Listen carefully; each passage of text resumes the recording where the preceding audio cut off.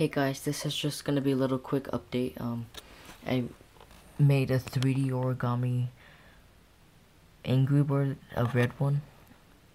So yeah, that was my first one I made, and it came out really good.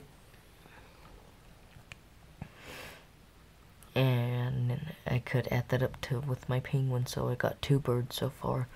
I want to make like a pink one and all the other colors. So here's a woman's wallet I made that was in order. It's pink zebra with regular zebra, half and half, with the Ziploc coin pouch. The inside, there's 1, 2, 3, wait, 1, 2, 3 pockets. 1, 2, 3. 1, 2, 3. And an ID with very good plastic. And then 1 big pocket. And then another big pocket.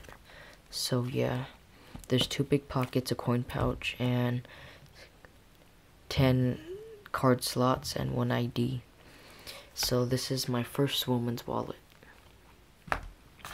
And my first 3D origami Angry Bird. So please like, subscribe, and comment on this video. Thank you very much. Bye. Have a great rest of the day.